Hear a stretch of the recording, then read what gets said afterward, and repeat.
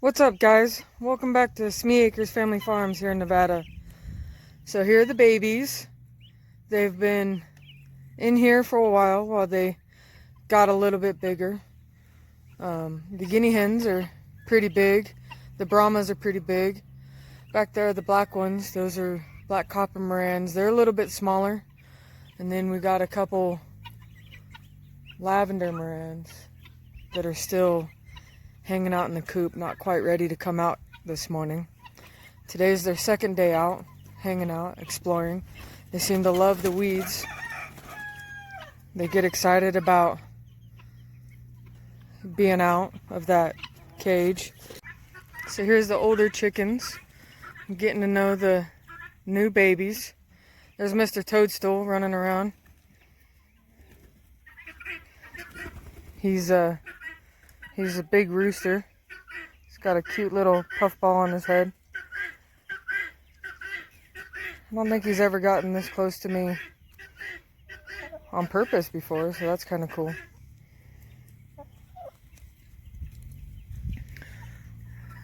So the chickens and the babies all integrating together. Mr. Toadstool doing his dance for one of our Americanas over there.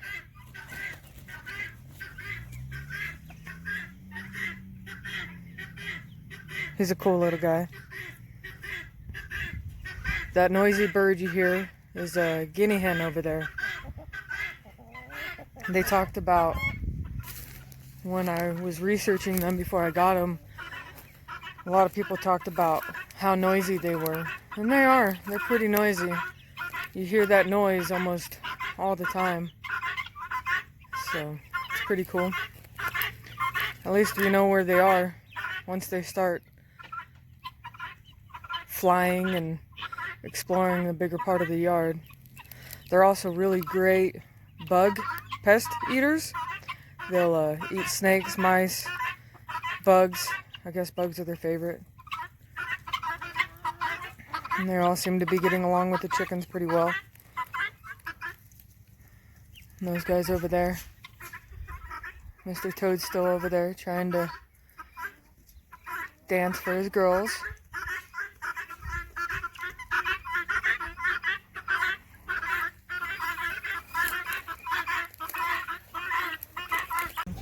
Alright guys, we're back.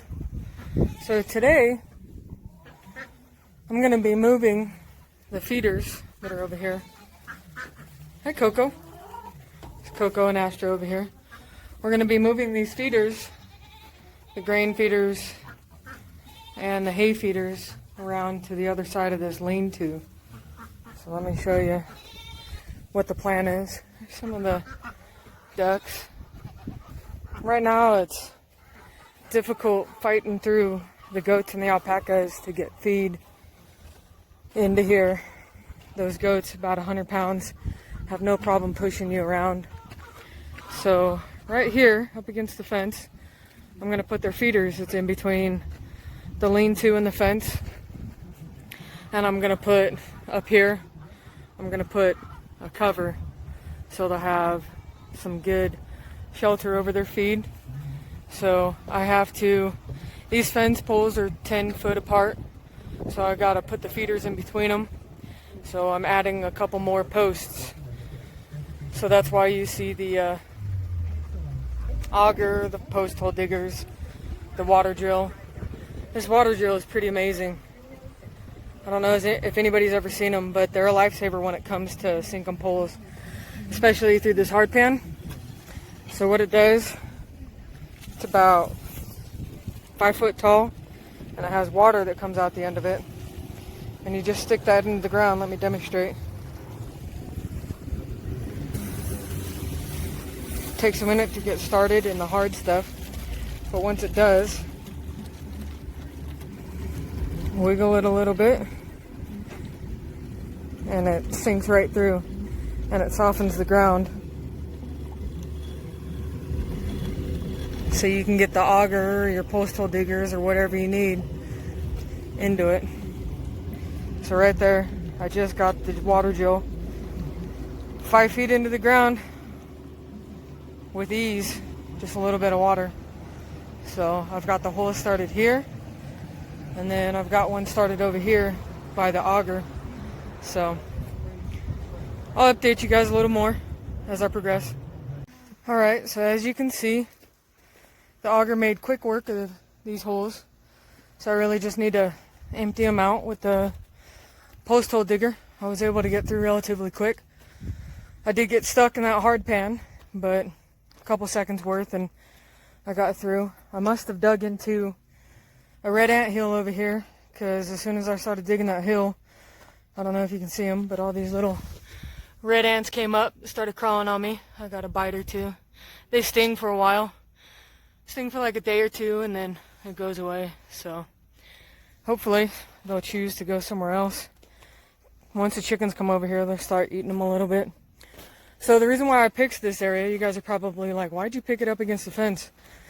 So the plan, when I'm done, is to build a little tiny gate up here at the top so we can feed them from the outside of the fence. So we don't have to wrestle with the goats trying to feed them. It makes us happier, makes the goats happier. We all get along better. So, and it'll help prevent them from rubbing up against the fence. So we have, it's not welded, it's tied wire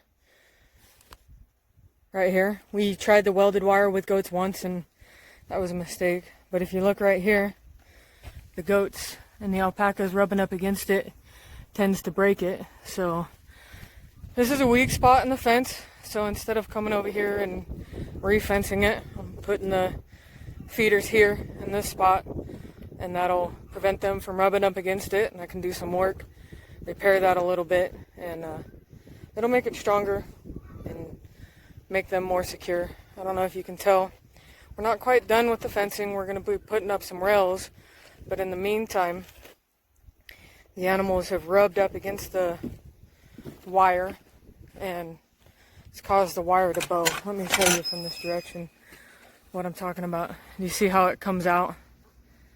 So that's just from mainly the goats. So if you look up here, it's all straight. It's mainly from the goats rubbing up against it. So as soon as I get those railings up, it won't be as bad. But until then, we gotta do what we can to preserve the fence until I can get it finished. Still lots of work to do here at the farm. I'll be back with you in a sec. Francine's over here playing with the auger. So let me just tell you guys, when you get goats, if you leave anything out that you don't want them to chew on, chances are they're going to chew on it. And they'll destroy stuff pretty quick. Sugar, he's in the back right now. Chelsea had gotten me a 300-foot measuring tape. Really nice one for a holiday. And in about 3 seconds, Sugar put it in his mouth and snapped it. About 2 weeks after I got it. So just a fair warning. They chew on anything that they can get their mouths on, like my level. So back to digging holes. You guys see this cool tool? You might be able to buy something similar at one of the box stores, but I made this when I started sinking posts. All it is PVC, 1.5 PVC, and red duct tape. And each mark right here is a foot, and that's 2 feet, and that's 3 feet, and that's 4 feet. And I stick it in my hole, level out the hole, and it'll tell you if I need to go a little bit deeper or if I need to bring the level up a little bit. So I've got 8-foot posts over here that the goats just knocked down that I'm going to be sinking into the ground. They're 4x4s. So I'll sink them into the ground so they'll be 6 feet above the ground, 2 feet below the ground, which will help keep them nice and sturdy. Out here, I would recommend cementing your corners and any of your support posts.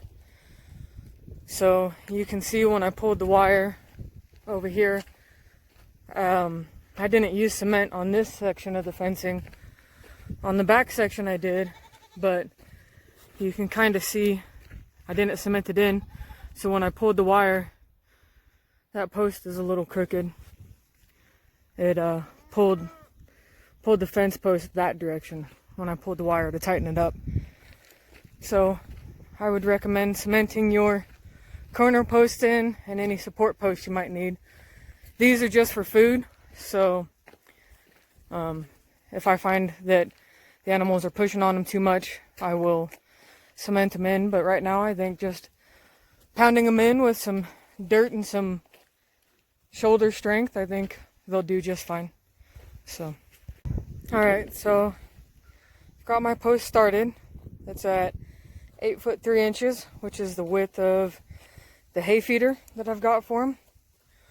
So now that the pole's in at the right depth, you want to make sure you plumb it up, level it up. As you can see, it's a little off, so it's hard to do with one hand, but I'm gonna level it out and pack it in. I'll show you how I pack it in just a sec.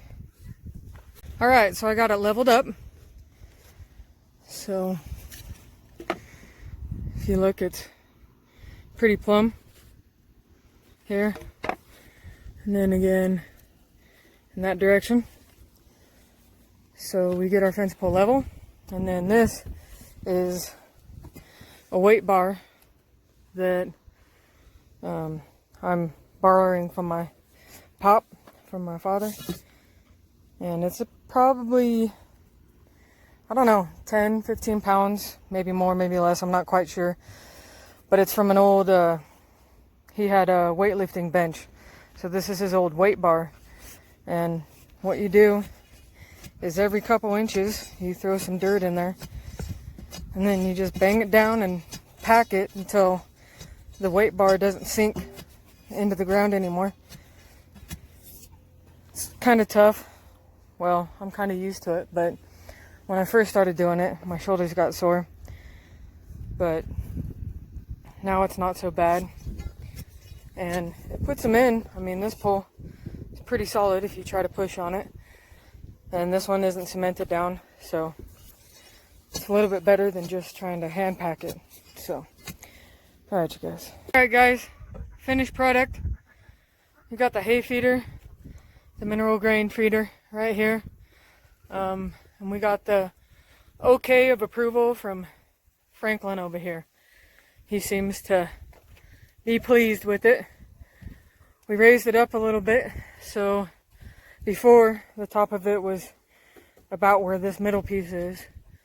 And after researching goats like to pull hay down, and then it's perfect height right there for the alpacas. We're hoping with it higher there'll be less hay waste on the ground from these guys.